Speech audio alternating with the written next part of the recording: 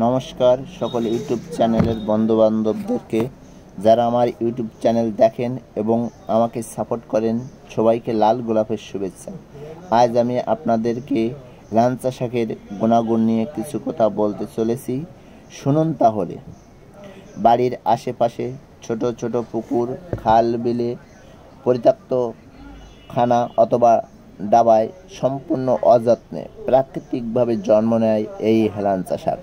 হেলাঞ্চা শাক আমাদের কঠিন রোগ থেকে মুক্তি দিতে পারে, যেমন দৃষ্টিশক্তি বৃদ্ধি করা, জন্ডিস, ঘাম, লিভার সমস্যা, আলসার, ডায়াবেটিস, ব্লাড প্রেশার, বসন্ত রোগ থেকেও মুক্তি দিতে পারে। এই হেলাঞ্চা শাক আপনি চাইলে বাজারে যে কোনো শাকের দোকানে এটা পেয়ে যেতে পারেন। এই হেলাঞ্চা শাকে আছে প্রচুর পরিমাণে জিঙ্ক, বেটা ক্যারোটিন, অ্যান্টিঅক্সিডেন্ট, যা আমাদের শরীরে রোগ প্রতিরোধ ক্ষমতা বৃদ্ধি করে শরীরকে সুস্থ রাখতে সাহায্য করে। অনেকে হয়তো হেলাঞ্চা শাক চিনতে নাও পারেন, তারা অবশ্যই আমার মোবাইলে দেওয়া ভিডিও থেকে গাছটি চিনে নেবেন। এখন আমি বলবো এটা কিভাবে খেলে বেশি কাজ হয়।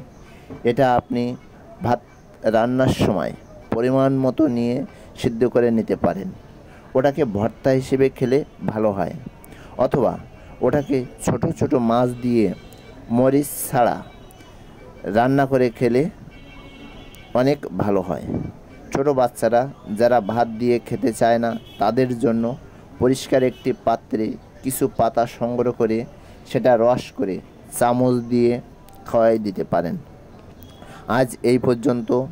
এতক্ষণ যারা আমার ভিডিওটি দেখলেন, ধন্যবাদ দিয়ে ছোট করব না, মন থেকে সবাইকে ভালোবাসা রইল।